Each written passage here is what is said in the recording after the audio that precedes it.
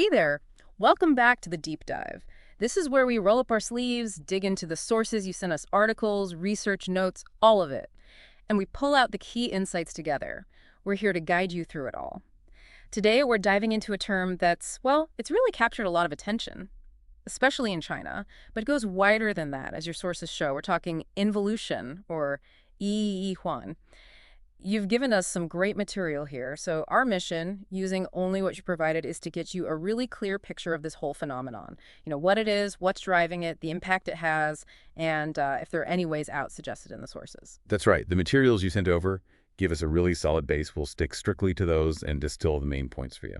Okay, so let's unpack this term first, involution. My read from the sources you shared is that it's not just like normal, tough competition, is it? No, exactly. Your sources define it quite specifically as, well, as meaningless excessive competition. The key thing they highlight is people putting in enormous effort, but getting very little real return. It's often described as zero-sum or even negative-sum. It's competing on effort, rather than effectiveness. That's the core idea. Right. And the sources mentioned it originally came from anthropology. That seems interesting.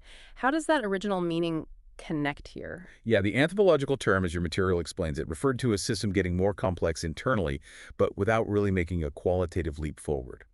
So socially, the sources use it to describe this state of self-consumption. Lots of churning, lots of inefficiency, but not much real progress. Okay, so how would we recognize this in action? What are the signs the sources point to? Well, they list a few key characteristics. You see situations where results are basically indistinguishable, no matter how much effort people pour in. There's also decreasing efficiency, more input needed for the same or even less output. And it's tricky because, as your sources note, it kind of reinforces itself. People get sucked in just to keep up, which makes the whole cycle worse. Can you give us some concrete examples from the sources? That usually helps make it clearer. Sure. Your sources mention students in China, for example, taking huge amounts of extra tutoring, often just chasing one extra point on the Gaokao exam. Yeah. Or in workplaces, the 996 schedule, 9 a.m. to 9 p.m., 6 days a week becoming the norm. But interestingly, the sources link that more to showing loyalty than necessarily boosting productivity. And a really crucial point your sources made is that this isn't just a China-specific thing. Absolutely. That's very clear in the material. It's widespread across East Asia. Japan and South Korea are specifically mentioned. Examples given include Japan's exam war, the TO, which creates immense psychological pressure. And South Korea is described as having an education hell, plus those super high housing prices, leading to intense anxiety for young people just trying to survive. Your sources also drew a contrast with Western countries, the US and Europe, suggesting they're maybe less prone to this. Yes, they did make that comparison, contrasting it with approaches that often prioritize things like innovation, collaboration, and work-life balance. They mention Finland's happy education idea, or the U.S. focus on individual interests. The suggestion in your sources is that these different cultural and systemic priorities might partly explain why East Asia seems more susceptible. Okay, so that clarifies what it looks like. Now, the big question, why? What are the root causes, according to the sources you shared?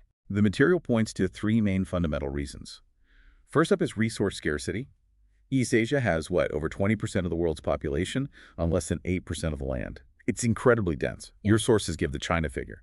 0.09 hectares of arable land per person. That's less than half the global average. And Japan and Korea, even more extreme, down at 0.03 hectares. And it's not just overall scarcity, is it? Your sources highlighted the uneven distribution within China as a major factor. Exactly. That really intensifies things. The material notes 94% of China's population lives on roughly half the land.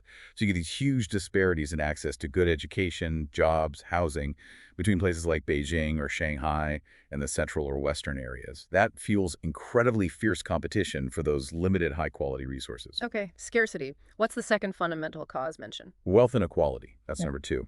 Your sources point to China's Gini coefficient being consistently high, above that 0.46 warning line. And housing affordability is just off the charts in major cities. Price-to-income ratios of 20, even 30, compared to an international standard of maybe 5 to 7. It's really interesting how the sources link that inequality directly to the feeling of involution. Yeah, they explain that this structure concentrates resources among the elite, which leaves most people scrambling, often meaninglessly, for what's left. Your material connects this to things like the Korean MZ generation feeling like effort is useless, or Japan's shashiku culture, that feeling of being trapped in a high-pressure job. Right. And the third root cause is cultural, something about a comparison culture. Yes, the sources discuss this. While traditional Confucian values emphasize diligence, they suggest it's morphed into this pursuit of a single, very narrow standard of success. The top school, the high-paying job, the big city, the prestigious background. This idea of a single exit, as the sources put it, makes competition incredibly cutthroat. Even pointless overwork gets framed as necessary effort. So those are the deep roots: scarcity, inequality, culture. But the sources also describe how it feeds on itself, right? A kind of feedback loop. Exactly. The material shows how the results of involution then become causes that make it worse. It's a vicious cycle, like the intense competition in education we mentioned. That's fueled by the scarcity of top degrees, but it also drives the huge tutoring market. Your sources cited over 70% participation in China in 2022, with crazy costs in big cities. And that makes it harder for people to move up socially. I saw that mentioned. Yes, the sources state clearly that social mobility gets blocked. This creates middle-class anxiety, the elite solidify their position, and it becomes tougher for ordinary people to climb the ladder through education. Technology plays into this cycle too. It does. The sources mention automation reducing lower-skilled jobs.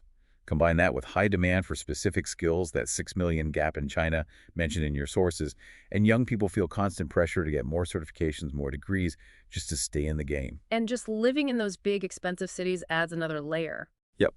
The high cost of living forces people into demanding work, like the 996 culture or juggling multiple jobs, leading to burnout, which just feeds back into the pressure cooker. Wow. So putting it all together, it creates this pervasive feeling that your sources described As forced competition, that's the term they use. The sense that, look, I don't want to do this pointless grind, but if I stop, I'll be left behind completely. Right. That feeling is what keeps this cycle going. It traps people. Okay, now let's look at the costs. This is where it gets really stark in the sources you shared. What are the real-world consequences? The material details some pretty significant impacts. First, the harm to individuals is huge. It just erodes their time, their health, their mental well-being. Your sources had that striking statistic about psychological counseling demand in Chinese cities jumping 30% in 2023. Anxiety, depression, burnout, very common among young people. It means less sleep, less exercise, strained relationships. People feel like they're just functioning, but feeling lost. That sounds incredibly draining. Does it also hate society's ability to innovate? The sources argue strongly that it does. It depletes social innovation, vitality. When the focus is competing by not making mistakes or just showing effort, people are less willing to take risks, to try new things. The education system might value standard answers. Workplaces might value stable execution over exploration. Long-term, that's bad for breakthroughs, for diversity.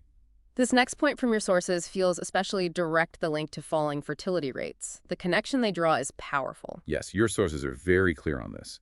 They position involution as a direct cause of the dramatic fertility decline across East Asia, citing China's rate hitting a record low of 1.09 in 2023, and South Korea even lower at 0.72, the world's lowest. And why exactly do the sources say involution drives this? What's the mechanism? The explanation in the material is that young people feel they can't even establish themselves securely, let alone think about starting a family.